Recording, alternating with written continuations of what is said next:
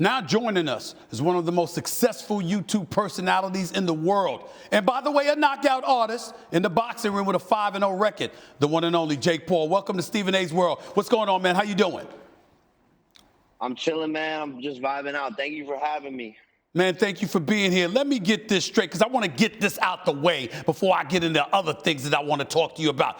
You can't be serious about wanting to get into the ring with Canelo Alvarez. You can't be serious about that, can you? I'm very serious about it. And Canelo, if you're watching this, you better be in the gym. You better start training, bro. Did you get your 5 miles in today? Because I did. I'm serious, Steven.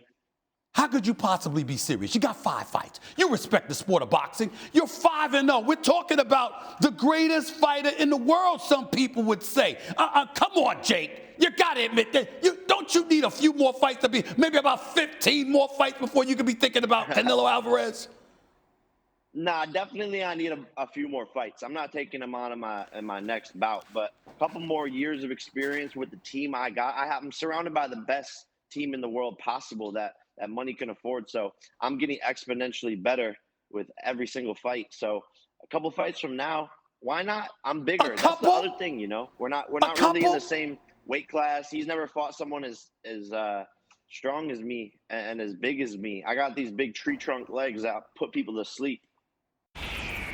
I got to admit, one of the things that that's why I might get on you about your opponents, but I love what you have done for the sport of boxing, to go out there and promote yourself, control your own brand the way that you do. You've shown the boxing world that boxers don't need to be at the mercy of promoters. Was that an agenda that you had when you first got into boxing?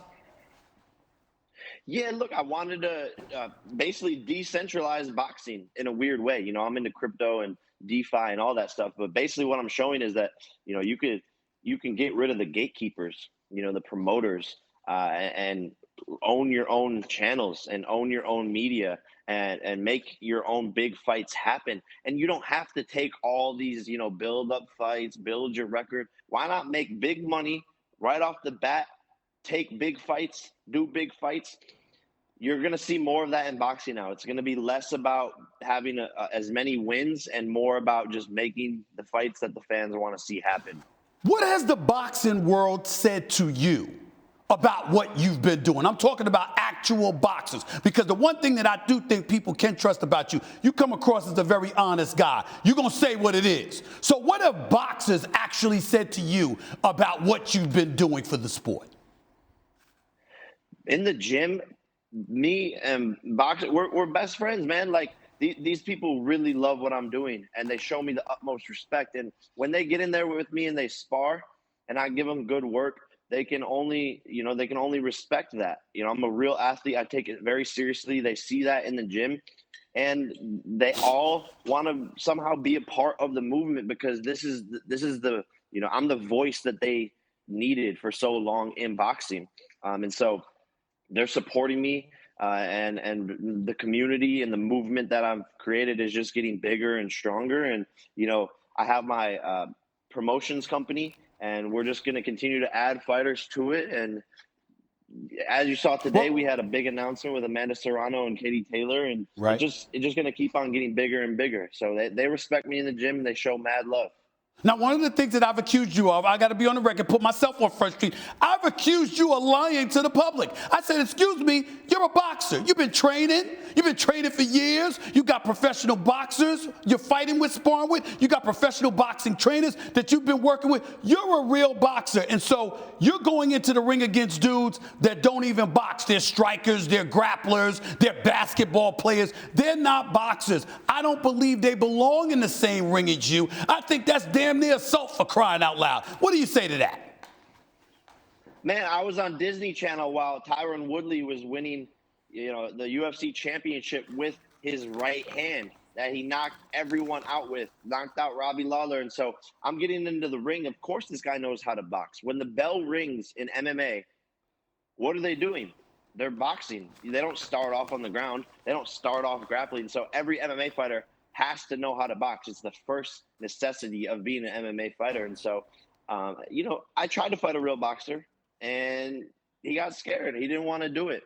So I'm just taking big fights against big names and trying to sell as many pay-per-views as I can. And whoever that just so happens to be, I'll fight anybody. Like I said earlier, I'll fight Canelo. So we're going to get to that. We're going to see me fight a boxer, and it's going to be the same result as these MMA fighters, because I would knock them out too.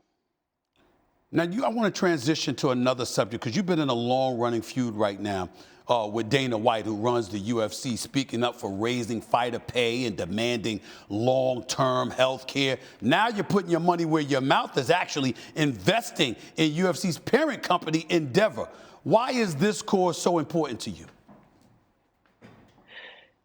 There needs to be change. There's no fighters union, and fighters have been mistreated from women's boxing. They've been so underpaid for years. The UFC, they've been underpaid. They have no long-term health care, and these fighters are literally risking their lives. There's no other sport where you're risking your life every time you step into the ring, and so they need to be treated fairly. And so my investment into Endeavor is to push for the ESG, the environmental, social, and governance standards in the UFC to be proper and to be how they should be.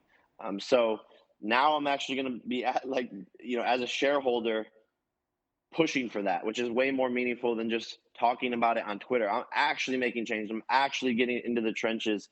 I'm using my platform, but I'm actually, getting into the business rooms where the changes are actually going to be made. Well, do you think it's going to work? Because, in Endeavor, William Morris Endeavor, they've partnered with UFC. They work hand in hand with one another, and both have benefited one another. Do you really, really think you're going to make inroads in that regard?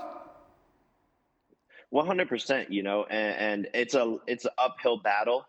It's a long battle, but we're starting it.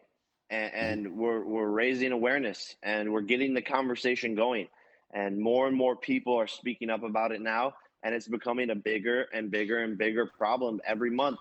And look, it's only been a couple months of this conversation happening, and there already has been a ton of change. There's already been a ton of social impact, and that's where it starts. I'm not saying I'm gonna do this whole thing by myself, but I'm not gonna give up. And I'm not going to stop until there is change, because that's how this generation is, man. We get what we want, with our voice and with our platform. And, that's through the power of social media. And it's a beautiful thing. But we will see change, and you will see the UFC pay their fighters more. You will see long-term health care before I die. Look, man, I want to transition as well. I got a note in front of me, big announcement this week, and you mentioned it earlier, in boxing, that you're helping to set up the Katie Taylor-Amanda Serrano fight at MSG. Biggest women's boxing event of all time, largely put on by your company, Most Valuable Productions. Why has it been a priority for you to invest in women's boxing? So I met Amanda Serrano 2 years ago today. We both, on my professional boxing debut, she was on the undercard. And from the day I met her, she was, such a sweet person and super, super nice. And when I started to hear the stories about how she was underpaid and what she was getting, $1,000 for a fight, $3,000 for a fight. Right. And she's literally one of the pound for pound greatest female fighters in the history of the sport. And one of the greatest pound for pound fighters ever, male or female. And she's telling me how much she's getting paid. And I was just like, wow, this is absurd. I need to help here. I need to help women's boxing. I need to help Amanda Serrano because there needs to be change. It doesn't make any sense. So I was inspired by her story, and that's really what set this all off. How long have you been boxing? I have been boxing now for 3 years, 2 years as a professional, and then I had one amateur fight before I turned pro. How long have you been training? How long have you been in the gym? I've been an athlete my whole life, wrestling, playing football and all that stuff. But as far as picking up boxing gloves, it's been about 3 years. Okay. All right. And you posted on social media before I let you get on out of here that your plan is to retire from boxing with a 10-0 record and then leave boxing for the National Football League, Jake. Jake. Yes, sir. Jake, come on, man. Steven. Come on, Jake. Steven, I can run a 4.5-second 40-yard dash. You want to see this? Oh, Lord.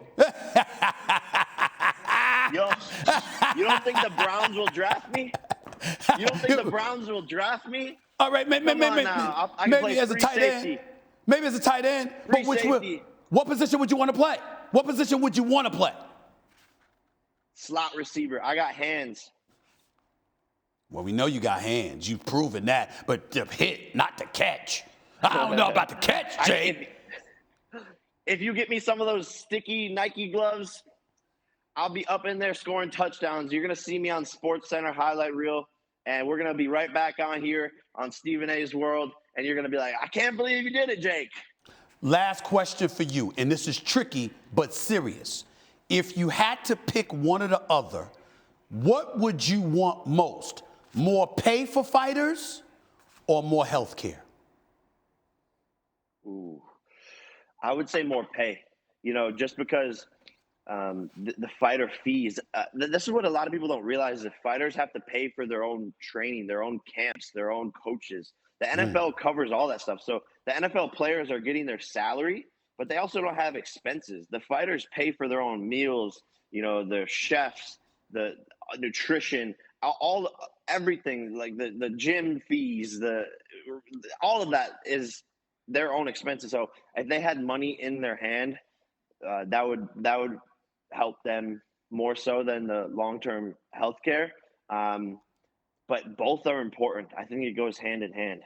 Jake, man, I got to admit, man, like I said, I don't agree with everything. I got to investigate a little bit of what you've been saying, especially about the Dana White angle. But I respect the hell out of you for what you're trying to do for the sport of boxing, what you're trying to do for fighters in the UFC and boxing as it pertains to healthcare and everything. I think that's a very, very admirable thing for you to do, man. And I can't thank you enough for being on the show, and I can't thank you enough for having that agenda, because that's important. And as wild as you seem to be, your heart seems to be in the right place. I got to give you props where it's due, man. Thanks a lot for being on the show.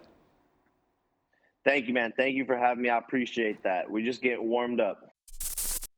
Thanks for watching ESPN on YouTube. For live streaming, sports, and premium content, subscribe to ESPN+.